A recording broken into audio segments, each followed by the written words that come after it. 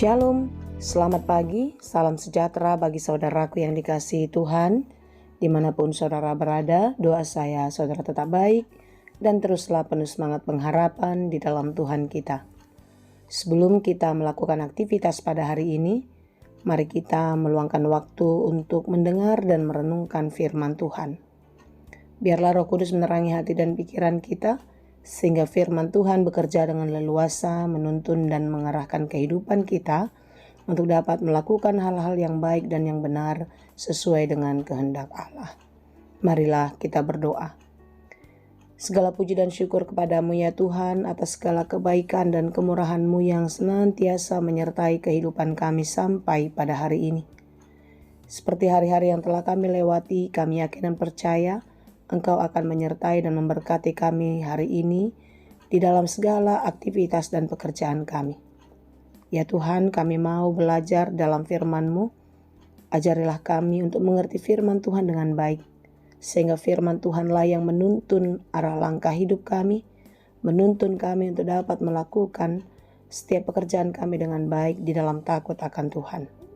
Berfirmanlah Engkau ya Tuhan, sebab kami telah siap mendengar. Kasih karunia dan damai sejahtera dari Allah Bapa Tuhan kita dan dari anaknya Tuhan Yesus Kristus dan Roh Kudus menyertai saudara sekalian. Amin. Firman Tuhan untuk kita pada hari ini yang ditetapkan menurut Almanak HKBP Selasa 29 April 2025 tertulis dalam kitab 1 Yohanes 2 ayat 24. Dalam bahasa Batak dan bahasa Indonesia, demikianlah dikatakan. Mian di bagasan hamu na binegemuna sian mulanai. Molomian di bagasan hamu na binegemuna sian mulanai.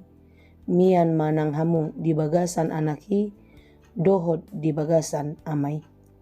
Dan kamu, apa yang telah kamu dengar dari mulanya, itu harus tetap tinggal di dalam kamu. Jika apa yang telah kamu dengar dari mulanya itu tetap tinggal di dalam kamu, maka kamu akan tetap tinggal di dalam Anak dan di dalam Bapa. Demikianlah pembacaan firman Tuhan. Saudara yang dikasihi Tuhan, apakah kita pernah berbohong? Dan ketika kita berbohong, apa yang ada di dalam hati dan pikiran kita? Apa kita merasa tenang? Nyaman-nyaman saja? Atau sebaliknya, hati kita bergejolak, pikiran kita terus bekerja bagaimana untuk menutupi kebohongan atau dusta-dusta yang kita perbuat. Saudaraku, tidak ada dusta atau kebohongan yang bersumber dari kebenaran. Tetapi sebaliknya, dusta, bohong, kecurangan itu berasal dari kejahatan. Itu adalah pekerjaan iblis yang memprovokasi pikiran kita untuk menghalalkan segala cara mendapatkan apa yang kita inginkan, apa yang kita harapkan. Berbohong tentu tidak sekedar hanya di dalam perkataan yang tidak jujur atau tidak benar.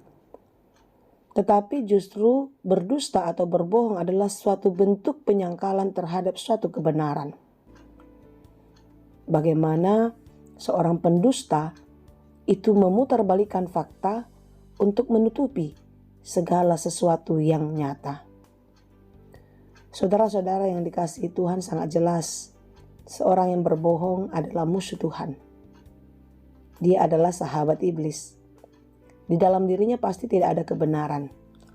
Justru sikap hidupnya, cara-caranya, dia adalah seorang yang bertentangan atau menyangkal kebenaran tersebut.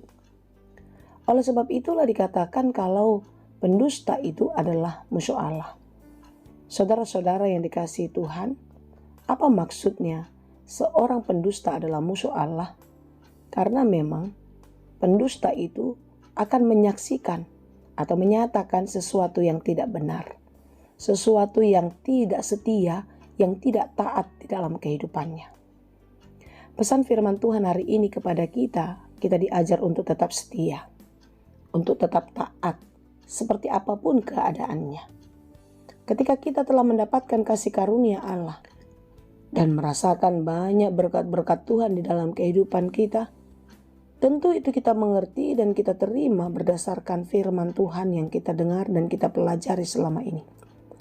Firman Tuhan yang memampukan kita untuk menelaah segala yang baik, yang benar, yang sesuai dengan perintah Tuhan untuk kita pakai dan kita nikmati di dalam kehidupan kita.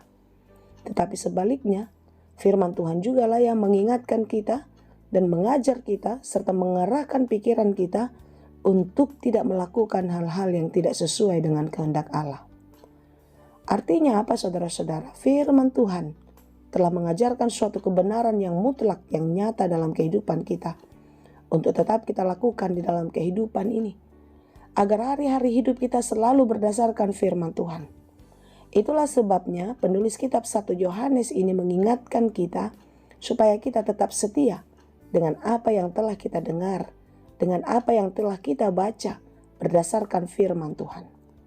Dan di dalam apa yang telah kita ketahui tentang firman Tuhan itu, maka kita semakin mengenal Tuhan, semakin mengenal Allah yang Maha Kuasa atas kehidupan kita. Dan jika kita mengenal Tuhan secara pribadi di dalam kehidupan kita, maka kita tidak akan pernah lagi mau bermain-main dengan situasi apapun yang menyimpang dari kehendak Allah. Tetapi sebaliknya, ketika kita hidup di dalam Tuhan, maka hati dan pikiran kita semua terarah sesuai dengan kehendak Allah. Itulah yang dikatakan di dalam renungan kita pada hari ini.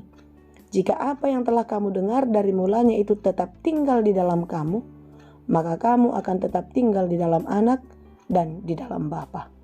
Firman Tuhanlah yang membuat kita tetap bertahan. Firman Tuhanlah yang memampukan kita tetap setia. Dan firman Tuhanlah yang menuntun hati dan pikiran kita, mengarahkan hidup kita ke arah yang benar, yang sesuai dengan kehendak Allah. Oleh sebab itu saudara-saudara, jangan lagi mudah diombang-ambingkan oleh apapun yang datang dari dunia. Karena dunia ini akan menawarkan hal-hal yang menyenangkan. Dan dunia ini adalah pendusta yang akan memporak-porandakan hati dan pikiran kita, yang akan menghancurkan masa depan kita. Sebab itu saudara, tetaplah setia. Apa yang telah engkau dapatkan, kasih karunia Allah, terimalah dan teruslah pakai itu di dalam kehidupanmu setiap waktu. Seperti apapun keadaan kita, baik susah maupun senang, sehat atau sakit, aman atau dalam keadaan terancam, dalam segala situasi, tetaplah setia. Dan percayalah kepada Tuhan, andalkan Ia senantiasa. Jika kita hidup di dalam firman-Nya, maka kita akan mengalami sesuatu yang dahsyat, yang besar, yang luar biasa di dalam kehidupan kita. Karena orang-orang yang setia, yang terus berjalan bersama Tuhan, tidak akan pernah dikecewakan. Apapun yang menjadi pergumulan hidup kita, tetaplah berpegang kepada Tuhan. Dan jikapun kita sedang di dalam keadaan bahagia, tetaplah bersyukur kepada Tuhan. Karena hanya Tuhanlah sumber kesukaan dan berkat-berkat yang abadi bagi kehidupan orang-orang yang percaya. Tuhan memberkati. Amin. Terima kasih Tuhan untuk firman-Mu. Biarlah kami tetap kuat, tetap setia di dalam beriman kepadamu. Apa yang telah kami dengar, apa yang telah kami dapatkan melalui pemberitaan Injil Kristus, biarlah kami tetap setia untuk melakukan firman-Mu di dalam kehidupan kami. Ajarlah Tuhan dan mampukanlah kami untuk mengerti setiap firman-Mu dengan baik, sehingga firman-Mu lah yang sungguh-sungguh menjadi penuntun hidup kami, menjadi suluh penerang dalam kehidupan kami. Terima kasih Bapa yang baik. Kami serahkan seluruh kehidupan kami, cita-cita dan harapan kami.